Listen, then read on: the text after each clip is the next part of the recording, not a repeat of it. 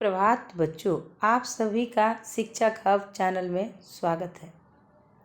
आज कक्षा 7 के तृतीय पाठ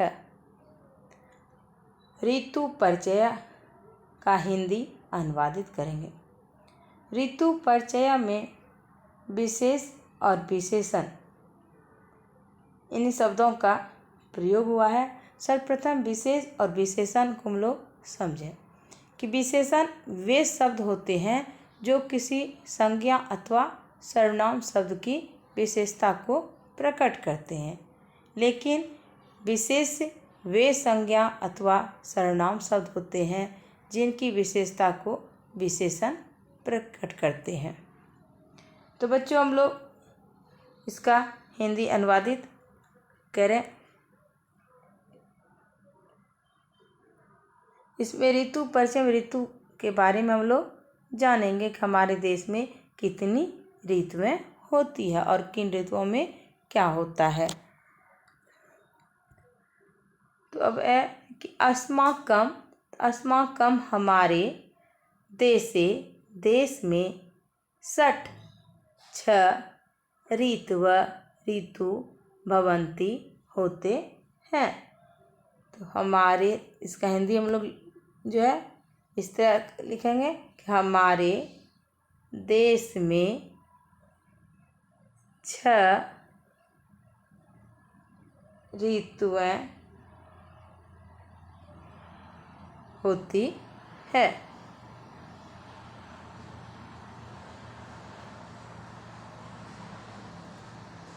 होती हैं 6 को ऐसे 6 विसर्ग 6 भी लिख सकते हैं हम लोग।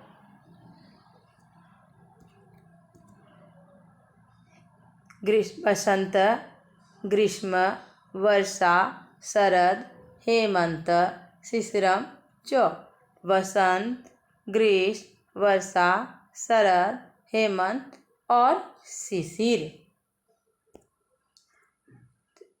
इसको लिखेंगे बसंत, ग्रीष्म जैसा इसमें दिया हुआ है, सिर्फ विसर्ग को हटा देना है। वर्षा, शरद, हेमंत और शिशिर।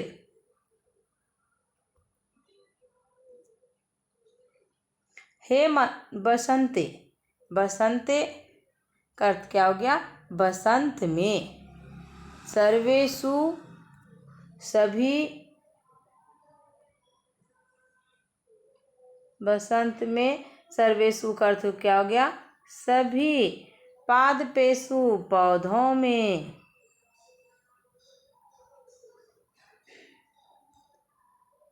सभी पौधों, बसंत में तो सभी पादपेषु में तो सभी वृक्षों में या पौधों में भी कह सकते हैं। ठीक है, तो हिंदी इसका लिख देते हैं हम।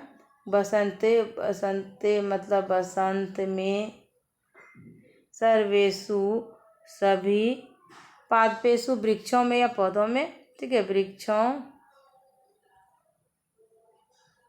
में नवानी का अर्थ होता है नए। किसलानी का अर्थ होता है पत्ते। पुष्पानी चौ और फूल, पुष्पानी का फूल।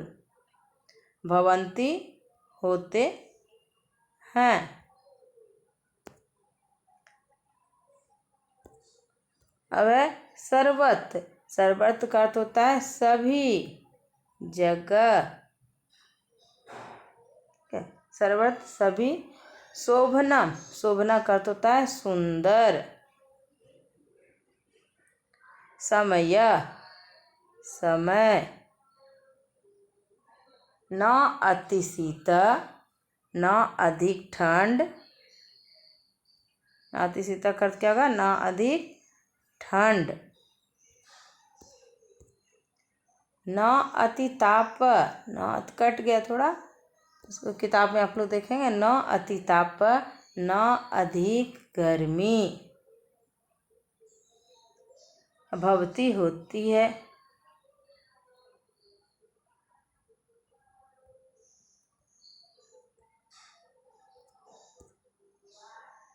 अगला कह रहा है कोकिला नाम। कोकिला नाम तो क्या हो जाएगा? कोयलों का।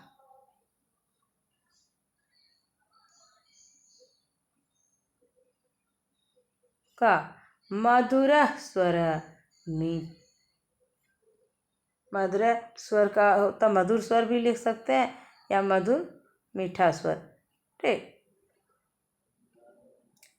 राजते शुभता है।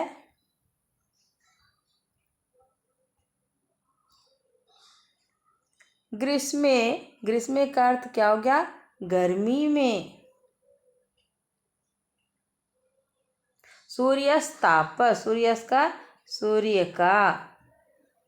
ताप, ताप का अर्थ होता है ताप का गर्मी। प्रखर तेज। अभवती होता है। जलाशया, जलाशया का अर्थ होता है तालाब।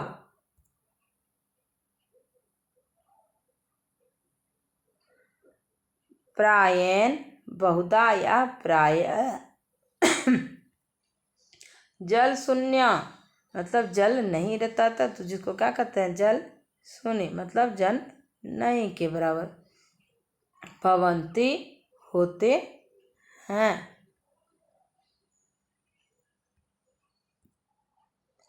सर्वे सभी।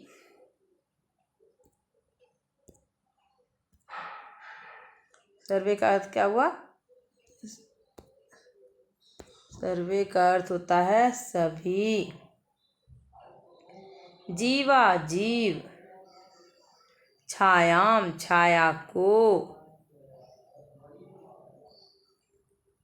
इच्छन्ति, इच्छन्ति का अर्थ क्या होता है? चाहते हैं।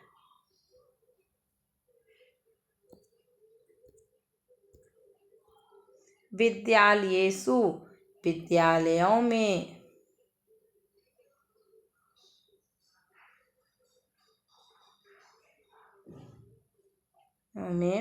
ग्रीष्मे गर्मी में या ग्रीष्म में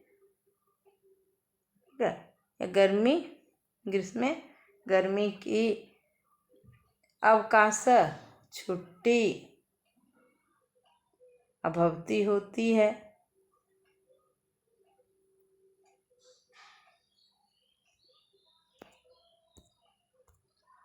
वर्षा काले आकाश मेघयुक्त भवति। तो वर्षा काले का क्या हो गया?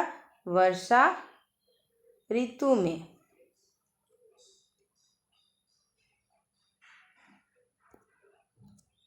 वर्षा काले का अर्थ क्या होगा? वर्षा ऋतु में। ऋतु में। आकाश, आकाश से हो गया आकाश। आकाश बादल मेघ युक्त क्या हो गया? बादल से भरा या बादल युक्त। अभवती होता है।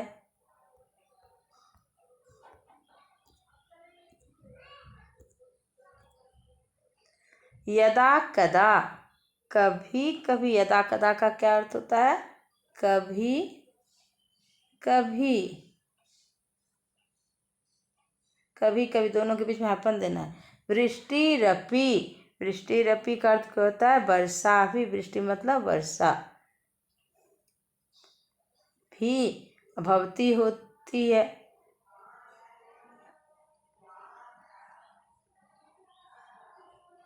संपूर्ण, संपूर्ण मतलब पूरी। ठीक है। पृथ्वी पूरी धरती या पृथ्वी। जलन जल से। जलन का अर्थ क्या हो गया? जल से। तृप्तियति, तृप्तियति का होता है तृप्त होता है।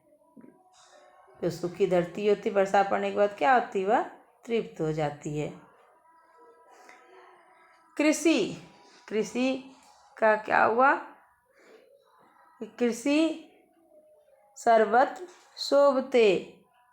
तो जब वर्षा होती है तो खेती क्या होता है, शोभने लग, सुंदर, सभी जगह खेती होने लगती है।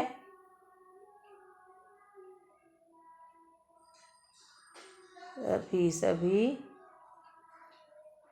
जगह शोभता है। यदा अतिवृष्टि, यदा का अर्थ क्या हुआ, यदा का अर्थ होता है जब, अतिवृष्टि जब अधिक वर्षा,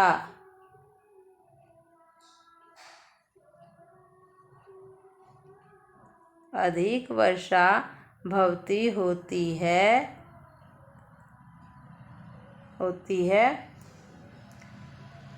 तदा तब, तदा तब नदीसु नदियों में, नदियों में जलप्लावनम जायते, जलप्लावनम जाते बाढ़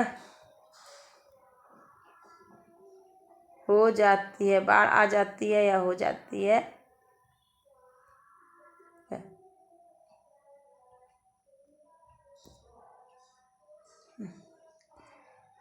जना कष्टम अनुभवन्ति, लोग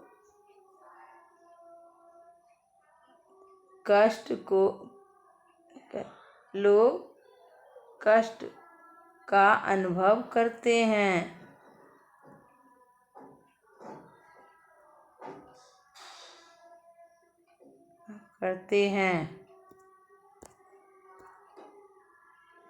मार्गा अपि विच्छिन्ना भवन्ति, रास्ते टूट जाते हैं, मार्गे रास्ते, अपि भी रास्ते भी, टूट जाते हैं, टूट जाते हैं, टूट जाते हैं। शरत् काले पुनः शोभन समय आगच्छति, शरद ऋतु में,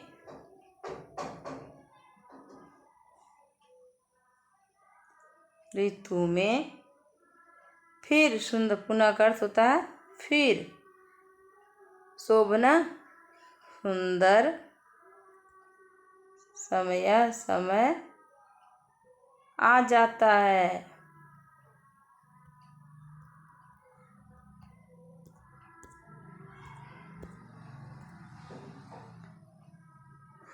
नदीसु जलाशयेषु च जलम स्वच्छम भवति, नदीसु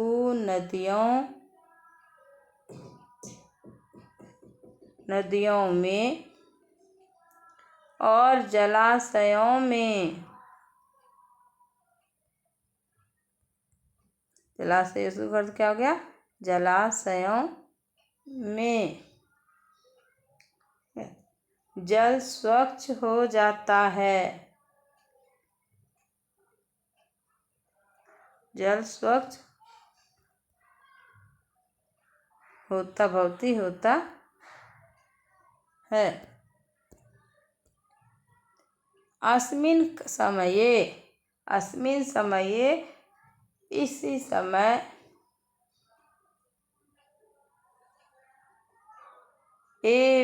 दुर्गा पूजा दीपावली च प्रसिद्धो उत्सव भवत, तो क्या हो गया, अस्मिन् समय, इस समय, ही एव का अर्थ होता है ही, दुर्गा पूजा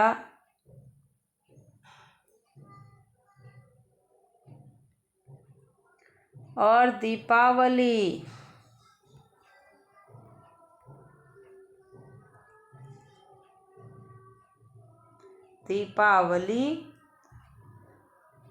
तो प्रसिद्ध पर्व होते हैं।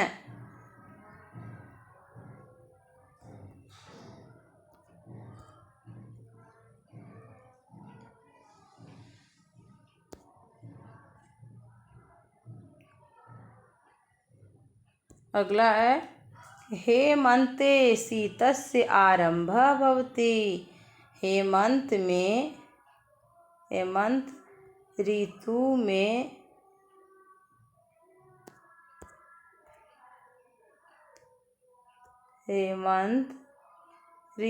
में शीत का आरंभ होता है। शीत मतलब ठंड, ठंड का आरंभ होता है। सूर्यस्य किरणा रोचन्ते। सूर्य की किरणें अच्छी, रोचन्ते का अच्छी लगती है। धान्यम क्षेत्रेषु पक्वम भवति। खेतों में, क्षेत्रेषु क्या हो गया, खेतों में धान पकते। खेतों में धान्यम अर्थ क्या, धान पके होते हैं या पकते हैं, पकते हैं। कृषका तेन प्रसन्ना भवति। जिससे किसान प्रसन्न होते हैं। कृषका का अर्थ हो गया किसान, जिससे किसान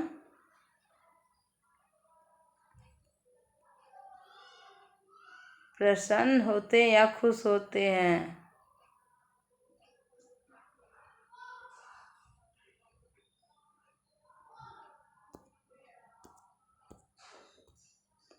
शीश्रे शीतस्य आधिक्यम भवति। शीश्रे का क्या हो जाएगा, शिशिर ऋतु में ठंड की अधिकता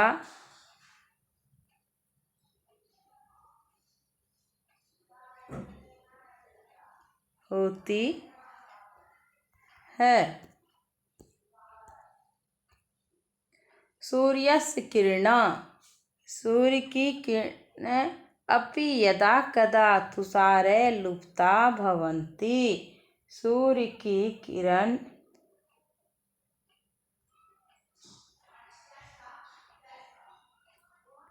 किरण अपि का क्या हो गया, भी, यदा कदा कभी कभी ओस, तुषार का क्या हो गया, ओस के कणों से लुप्त होते हैं, मतलब चुप जाते हैं। जब कुआसा अधिक होता है तो क्या होता है, दिखता नहीं है, सूर्य की किरणें लुप्त होते हैं। निर्धन्ना जना शीतेन पीड़ाम अनुभवन्ति। निर्धन्ना का अर्थ क्या हो गया, गरीब लोग ठंड से कष्ट या दुख या पीड़ा, कष्ट का अनुभव करते हैं। यत्र तत्र अग्निः प्रज्वलितः सेवितश्च भवति। यत्र तत्र का अर्थ क्या हो गया, जहाँ तहाँ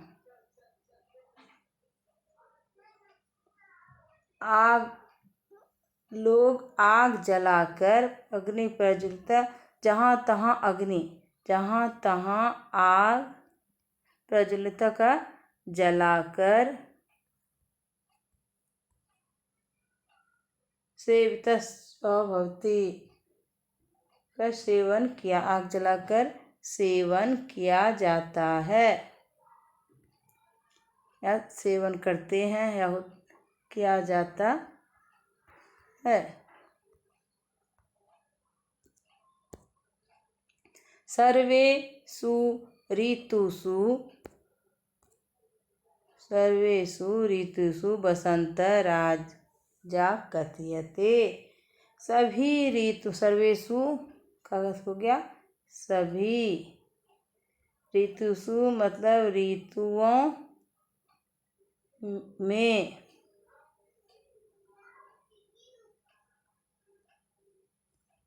में बसंत ऋतु का राजा कहा जाता है।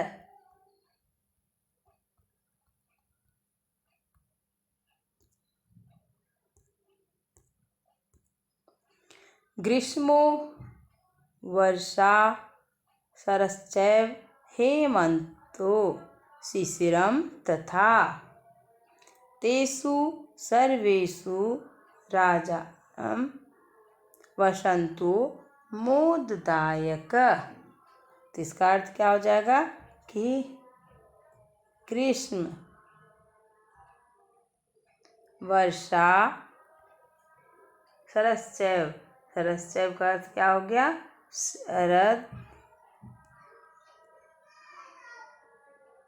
हेमंत,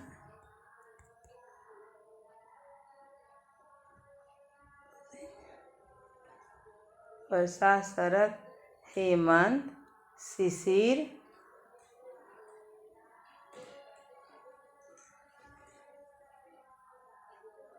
ऋतुओं में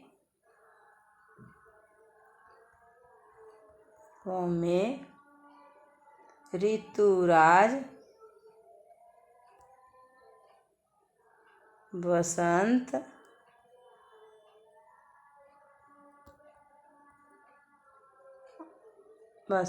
आनंददायक है।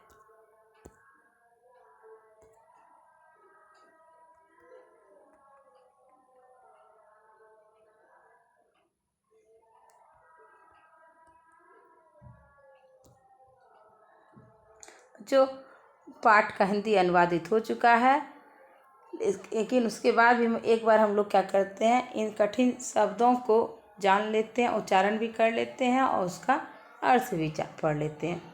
अस्माकम हम लोगों का, हमारा या हमारे, देशे देश में, सर्वेषु सब में, पादपेषु पौधों या वृक्षों में, नवानि किसलानि नए पत्ते, पुष्पानि सद्बहुवचन है जिसका अर्थ होता है फूल, सर्वत्र सभी जगह, नातिशीत, नातिशीता का होता है न अतिशीत, तो न अधिक ठंड, न तिताप, न अधिक गर्मी। कोकिलानाम, कोकिलानाम का अर्थ होता है कोयलों का, राजते, राजते का अर्थ होता है शोभता है, सूर्यस्य, सूर्यस्य का अर्थ होता है सूर्य का, खग, प्रखर, प्रखर का अर्थ होता है तेज, जलाशया, जलाशया का अर्थ होता है जलाशय या तालाब, प्रायण, प्रायण का अर्थ होता है बहुधा या प्राय लगभग। उसके बाद है जीवा, जीवा का अर्थ होता है जीव, बहुवचन शब्द है। उसके बाद है छायाम, छायाम का अर्थ होता है छाया को, विद्यालयेषु विद्यालय में, वर्षा काले वर्षा के समय में, यदा कदा, यदा कदा का अर्थ होता है कभी कभी, तृप्त यति तृप्त होता है या संतुष्ट होता है। अतिवृष्टि, अतिवृष्टि का होता है अधिक वर्षा। तदा, तब, नदीषु, नदियों में, जलप्लावनम, बाढ़, अनुभवन्ति, अनुभव करते हैं, विच्छिन्ना, टूट जाते हैं। शरत्काले, शरद ऋतु में, अस्मिन्, इसमें। रोचते, रोचते का अर्थ होता है अच्छे लगते हैं। धान्यम, धान या अन्न, क्षेत्रेषु, खेतों में, पक्वम, पका हुआ, कृषका, किसान, यह बहुवचन शब्द है। तेन, उससे, आधिक्यम, अधिकता, तुषारे, ओस के कणों से, यह भी बहुवचन है। तृतीया विभक्ति बहुवचन। पीड़ाम, तृतीया विभक्ति एक वचन, कष्ट को। सेवितः, सेवन किया गया। कथ्यते, कहा जाता है। मोददायक, आनंद देने वाला। कहीं कहीं थोड़ा शब्द कट गया बच्चों, क्या अब इस जो है पाठ में कुछ जो है क्या कहते हैं संधि विच्छेद है, उन संधि विच्छेद को हम बता देते हैं कि नाती, नाती का संधि विच्छेद क्या होगा? ना जोड़ अति। यह दीर्घ संधि। उसके बाद है वृष्टिरपी, वृष्टिरपी नाती, वृष्टिरपी, वृष्टिरपी का क्या हो जाएगा? वृष्टि जोड़ अपी, यह विसर्ग संधि है।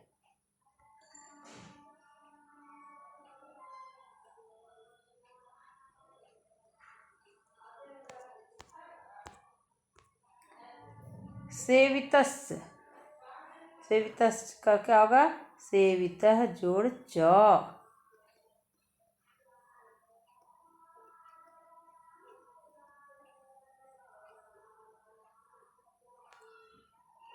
विसर्ग के बाद जो है च या छ होता है तो वहाँ क्या होता है? विसर्ग हट जाता है और जो है तालव्य स का उच्चारण हो जाता है, वहाँ पर लिखा जाता है। इसी से सेवितश्च हो गया। अब है शरच्चैव, शरच्चैव का क्या होगा? शरद, शरद जोड़ च जोड़ एव, क्या हो गया? शरच्चैव।